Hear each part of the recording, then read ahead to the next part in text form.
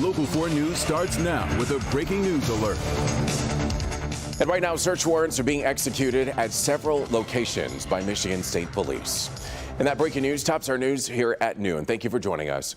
I'm Evrod Kasumi. It's all a part of Operation Candyman. Search warrants are being served in Oakland, Wayne, and Genesee counties. That main search warrant is on Detroit's west side. And that's where we find Local 4's Sean Lay, who joins us now live this afternoon. And Sean, what are you learning? Right here at 8 Mile and Northland, you're right. It's called Operation Candyman by the MSP. We're learning this is a big deal, a very active scene. I'm going to step out of the way. Photographer Alex Atwell will zoom in here and give you the lay of the land here that you can see on your screen. Little brown building here called Lighthouse Medical Center, right on 8 Mile, right at Northland here on the west side.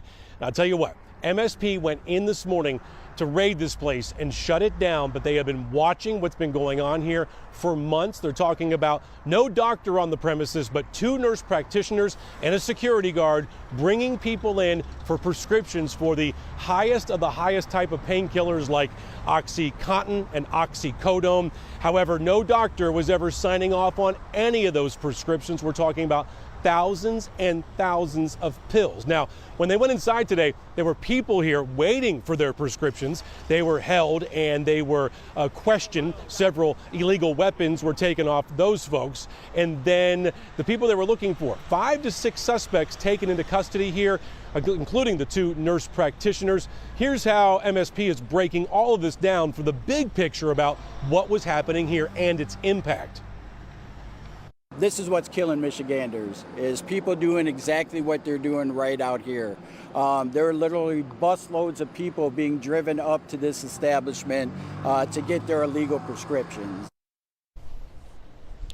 Back here live now. Here's the other information we are getting. The suspects, MSP, are detaining a man 67 years old from West Bloomfield, 2 women, one 41 years old from Grand Blanc, 47-year-old from Van Buren Township, a man 30 years old from Detroit, and a woman 53-year-old from Taylor. However, the work just beginning here to dig into the records and also get with the DEA about how the drug companies were supplying and filling these prescriptions, so many coming out of here, why any red flags didn't go up until MSP got some undercover folks in there to find out what was going on. Much more, Evrod, at 5 o'clock. Back to you. We'll definitely be tuning in as you gather more information. Sean, thank you. Meanwhile, also breaking at this hour, U.S. drug overdose deaths actually reached an all-time high in 2021. New data from the CDC indicates that nearly 108,000 people died of drug overdoses just last year. That's 50% higher than in 2019. About 2/3 of last year's deaths involved fentanyl or other synthetic opioids. The director of the National Institute on Drug Abuse says that drug overdose rates have been steadily increasing for decades. But researchers say the pandemic made the problem worse. Health experts also say that more access to the opioid overdose reversal drug Narcan, that could help reduce deaths. Well, we are getting a new look at new inflation numbers as April's Consumer Price Index report was released today. That report tracks how much you're spending on the things that you buy, and it's a key measure of inflation. So take a look at the graph here on your screen. We are still near historic highs, 8.3% in fact. And with sticker shock in multiple areas, gasoline has seen the biggest jump at a 43.6% increase over last April. And then used cars, food prices, and home prices also saw significant increases over the last year. So to put things into perspective, April's Consumer Price Index was slightly lower than March. Experts say prices will likely remain high over the summer, but this new data suggests the inflation peak could be behind us. We do want to give you a live look at the big board now. Stocks are rebounding today as investors try to look past the latest inflation data. We're going to be, of course, watching the markets for you. We'll keep you posted on later editions of Local 4 News. But speaking of gas prices, if your gas tank is on empty, you're going to be paying a lot to fill up, a lot more, in fact, as prices across Metro Detroit are up 2 cents from Tuesday to around $4.38 for regular. That's also an 18-cent jump from last week. And then across the state, prices stay the same at around $4.35 per gallon there. Later this afternoon, there's going to be a key vote in the Senate. Lawmakers will take up the Women's Health Protection Act. It's aimed at preserving access to abortion nationwide. This is a live look inside of the chamber there. And as you know, the same issue is facing the Supreme Court, and a leaked preliminary opinion shows Roe v. Wade, the landmark abortion case, could be overturned as soon as next month, in fact.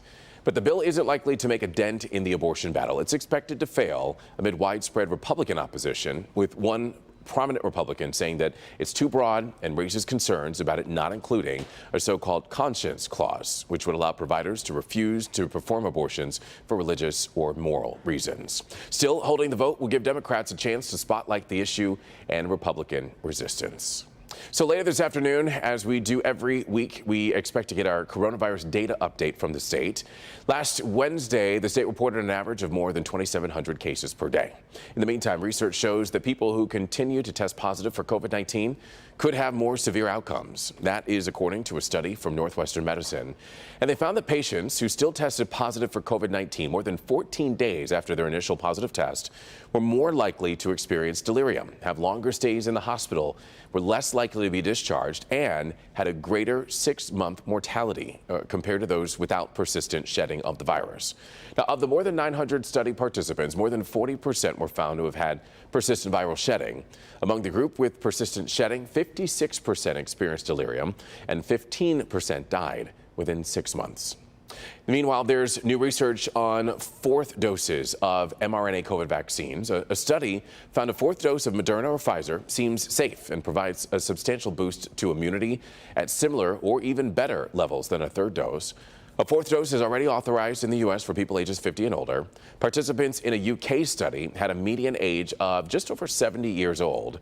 They were given a half a dose of Moderna or a full dose of Pfizer in January, about 7 months after their first booster. The second booster didn't appear to have any major side effects. The biggest complaints there were arm pain and fatigue. The booster generated an immune response at day 14 that was higher than that at day 28 after the third dose. Researchers found Moderna's fourth dose seemed to do slightly better than Pfizer's, but it's not clear why. That study was published on Monday in the medical journal Lancet. We've got some sad news this afternoon from the world of sports. The Pistons have announced the passing of Hall of Famer Bob Lanier.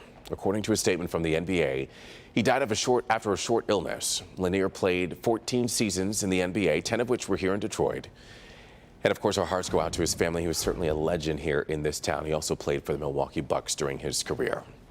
Now we want to turn our attention to today's forecast on your Wednesday afternoon. This is a live look outside there through our sky cam here in downtown Detroit at Comerica Park. Meteorologist Brandon Root joins us now with a look at what we can expect, and we're liking the numbers that we're seeing on the screen, Brandon. Numbers are nice. The look, not that great. We do have some sun in parts of the area, but we're getting clouds from showers and storms elsewhere. These are very, very light showers, but they are moving through Lapeer County here at about 15-20 miles an hour. So maybe heading to Metamora here in the next 15-20 minutes. A lot of this activity will be fizzling out, giving way to sunshine. Where does that take us? You're going to like it. You're going to like the rest of the week. The weekend, a different story, Evrod, coming up.